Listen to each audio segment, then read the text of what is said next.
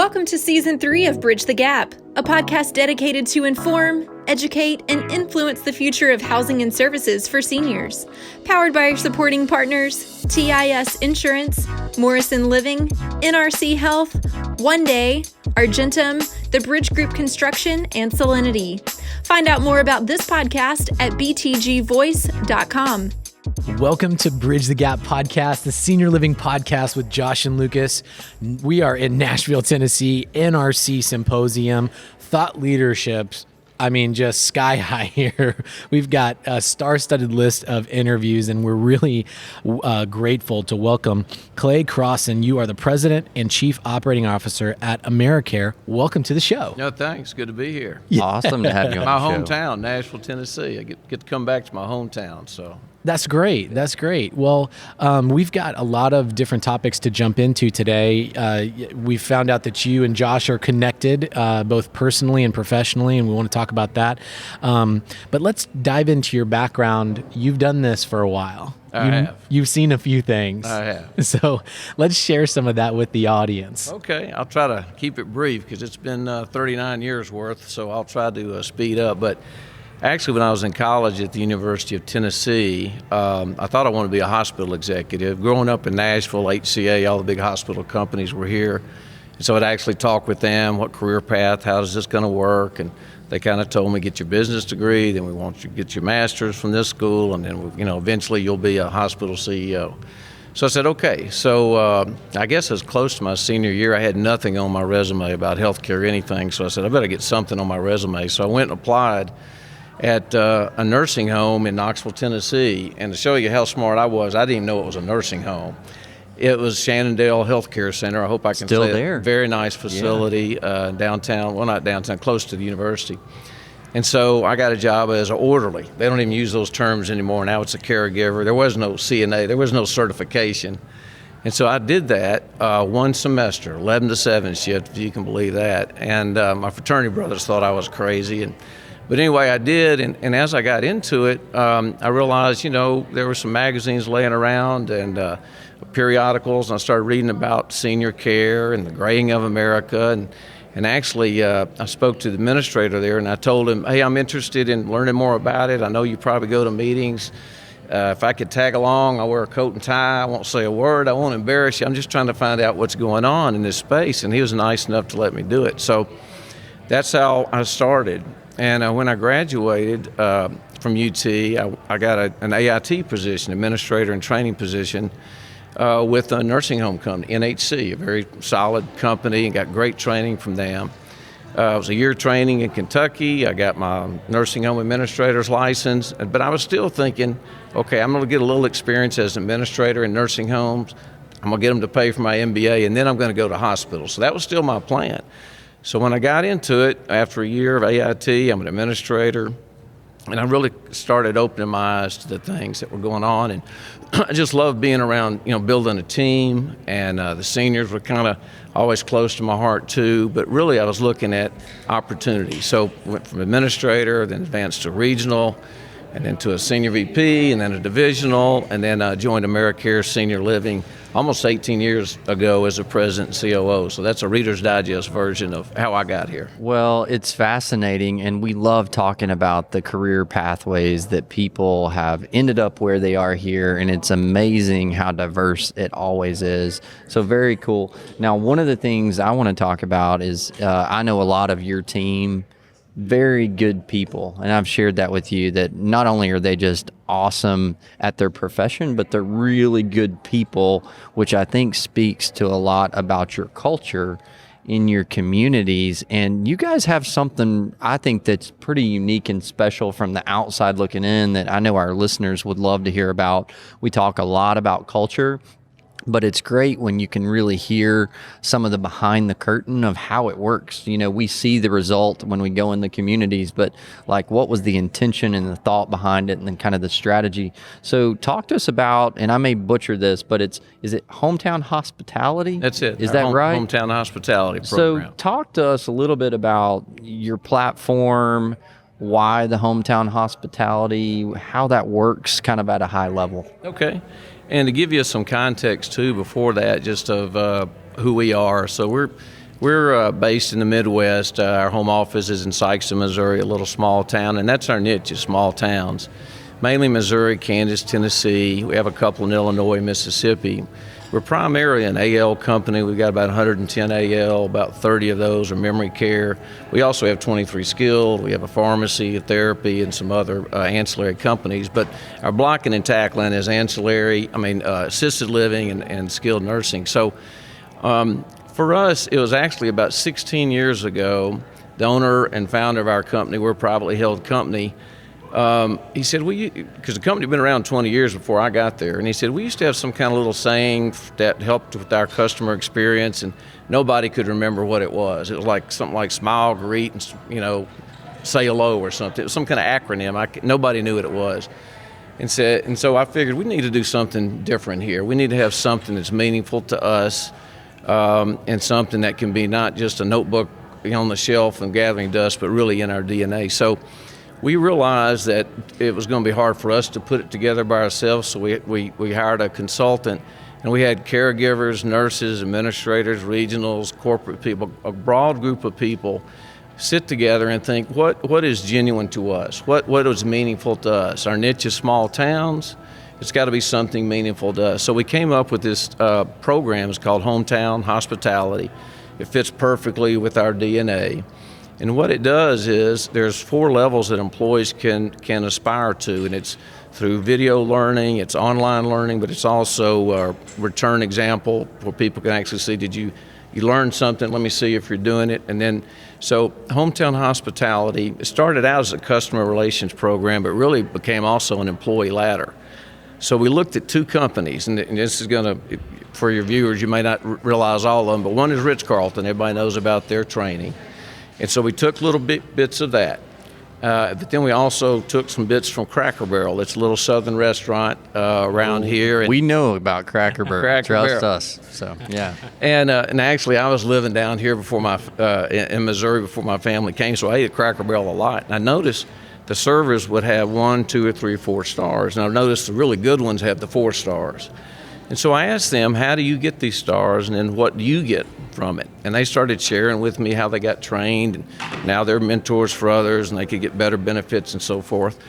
And funny thing, I called Cracker Barrel and I said, hey, could I come and visit you just to learn a little bit more about it? But I said, we're not in the restaurant, but we are kind of. No, we're in the senior living business. We're not competitors at all. And they were very closed with it. No, that's kind of like their secret sauce. So, okay, that was fine. But turns out one of our regional directors, her daughter worked at Cracker Barrel, so we kind of got the secret sauce anyway.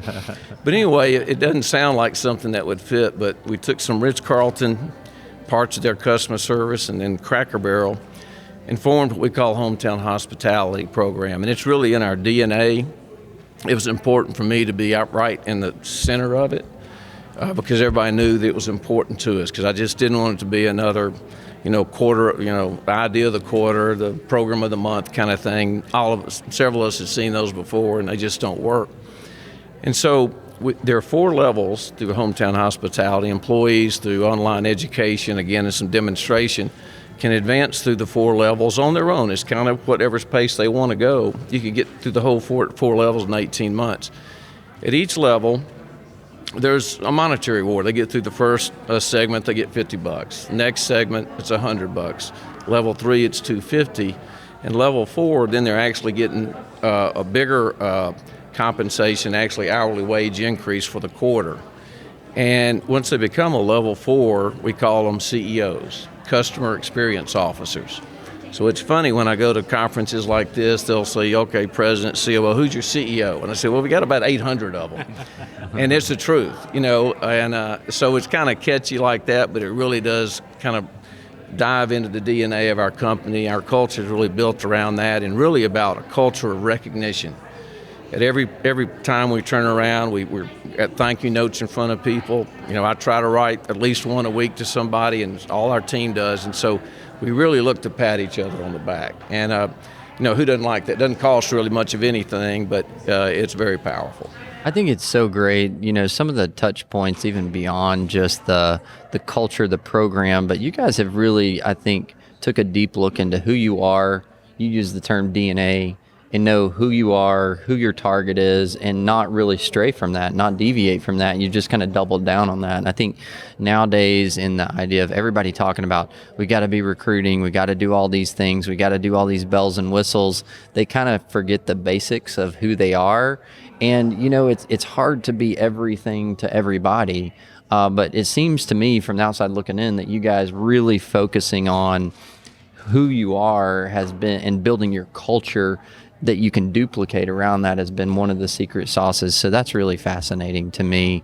So, I think you probably made that sound extremely simplistic to our audience, which maybe it's not a lot of rocket science, but I know enough about senior care operations that actually delivering that plan, that's a daily effort, a daily grind, requires platforms and people working together. We're here at the NRC Symposium, a great partner of ours. I know they've been a great partner of yours as well. So can you unpack a little bit of maybe how the touch points have been with an engagement platform like that, and kind of your learning, your understanding, and how you tap into their resources? Yeah, sure. So, prior to us learning and engaging with NRC, we try to kind of do a homemade satisfaction survey, a survey monkey here, a survey monkey there. We were writing our own questions, and really we got the data, but really there was no benchmarking. We couldn't even compare ourselves from one year to another. So we decided we needed to be a little more sophisticated about it. And so we started talking with NRC about what they do and how they do it. And so all those things came to be. So now we can, and so when we talk about customer satisfaction in NRC, there's so many things to keep track of in senior living, and we know you can get very distracted. So we try to boil it down to just simple things. So for instance, customer satisfaction, particularly that question, would you recommend this place to others? It's to me, that is the bottom line. And so our administrators and our leaders in our facilities, they're bonused on that. Our regional people, they're bonused on that. I'm bonused on that. So it's meaningful. We also have a dashboard that whenever anybody in the company logs in the morning, we got a dashboard of kind of our key result areas, and one of those is resident satisfaction. So it's there every day. Everybody's seeing it all the time. We celebrate it. We bonus on it. We talk about it. But really, as far as the culture goes, it has to mean something. Even the hometown hospitality we got close to 4,000 employees, small towns. Some are more sophisticated than others, but so we have to make it come to life for them. So we have to make sure they understand this is what we're talking about. It's really about family. And we have acronym called family values, and every letter stands for something. They have first impressions mean a lot. A, always address people by name. People like hearing their name, whether it's the resident or their family. M, make people feel comfortable. I, individuals deserve respect. L, leave with graciousness when you're dealing with the resident leaving the room. And Y, finally find a way to say yes. And so we try to build around family values, something that's easy to understand and easy to put into action. And really most people, we do training, but really when people think about it, how do you want to be treated? It's almost like the golden rule principle. But I think in our small towns in particular, people gravitate to that. They understand what family means. So right. I think that's and NRC helps us really make sure everybody knows what that score is. And we get the 94s and 95s. We have banners in the front lobby. We're proud of it. We're showing it off, and on our website, all our social media, we're talking about it. So it's a big thing for us. I love that, and I love that you guys reward, and it's one of your key performance indicators, because I think a lot of times it's misaligned, what we talk about versus what we track and what we reward.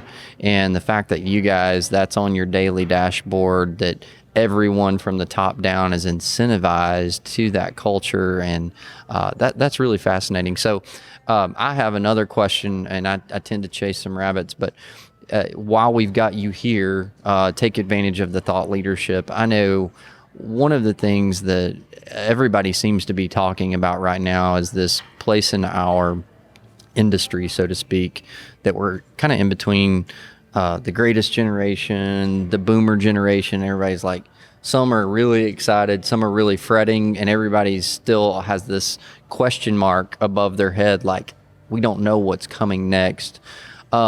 when you and your group has seemed to be so focused on your DNA, who you are, I think to use your phrase, blocking and tackling, the basics, the culture, do you see that you guys are really going to have to look at changing your strategy? Are there things that you're concerned about as we gravitate to a new generation of care? I mean, what's on your dashboard for the future? What is there anything that keeps you up at night? Well, I tell you, to me, it's exciting that we've got this opportunity. You know, we go to these seminars and people say somebody's going to Uberize our industry. And so I tell my team, let's be our own Uber. Yeah. Who best to do it? And so even as we've structured even meetings for our senior management group, about every other month we'll have what we call just a maintain meeting. So we're going through agenda items and, things people need to know about. But then the most effective meetings we call gain meetings. And these gain meetings is there's no handouts. Nobody comes with an agenda. We put names in a hat and I draw your name. What's on your mind? What are you thinking about? What have you heard about? And then actually a couple of years ago, we had a conference actually here in Nashville. And it was called, the whole name of the conference was #Reinvent. And we had big #Reinvent letters throughout the whole conference. And people on Post-it notes were putting ideas up there. So we typed them up, we grouped them together, and we picked the best 10 that we could take action on. And it was amazing just when you ask people what's on your mind, what are you thinking about? Like, why didn't we think about that? So we're always saying, let's think differently than others. We're in small towns, but this is going to be affecting us too. In fact, it's funny, my friends, I'm 62, so my friends, some of them are retired, and they're like, when are you going to build a place that we want to go to? So it's kind of interesting to that dynamic, like you say, the ones that are in there now, the baby boomers that are coming, and then others, the taste is going to be different. What they're going to ask for is to be different. We better be ready to deliver it differently. So you've got some friends close to retirement and they're asking those questions to you. Are you getting any feedback? I mean, what's the insight? Because I think that is one of the questions. It's like, we kind of know that, hey, they want something different. They don't know what's there. Are there any insights as you're looking into that age group and your peer group, and what is it? What is it that they're looking for? What is so different? Do you know? Well, I tell them when they ask that question, I describe what we've all kind of read about. I hadn't seen it yet with the Margaritaville senior living. Sure. And as soon as you kind of talk about that, you understand what that is. My friend says, that's where I want to go. Now that's not exactly, active assisted living or active skilled. It'll probably happen on those campuses, but I think that's what my group's saying. Now that sounds interesting. Yeah. That sounds like something I might be interested in. And there's still a lot of folks, unless they've had a personal experience with assisted living and nursing home, and most kind of have at this point, but a lot of it even my friends hadn't been in the new one at any time, recently. And so I think a lot, wellness is a big thing for us. Having chefs are a big thing for us. Training our staff on all of these things, I think, are going to become more and more meaningful. And also getting students in there, make it more of a lively, educational, more of a interactive kind of program, I think is going to be critical for all of us. Well, I know you guys are focused on blocking and tackling, but a lot of what you're doing is really, I think, relevant for the next generation. It's these timeless principles of just humanity and treating people. I'm really excited to hear that you're excited about the future, and it's not a thing that's scary to you, and you're going to become your own Uber. So that's pretty cool.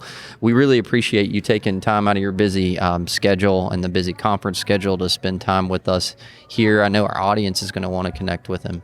Yeah, Clay, thank you so much. And we'll make sure that we put you and your company into the show notes so that our audience can connect and get more information if they'd like to learn more about your organization. Thanks for adding value back on the topic of culture. It's very meaningful. That seems to be a continual theme here. And then a way to measure that, which is the other part of it. So thank you so much for listening to another great episode of Bridge the Gap. Join the BTG podcast team at Argentum May 18th through the 20th and use our promo code BTGSLEC for $100 off a full conference pass. See you in Tampa. Visit btgvoice.com for more details.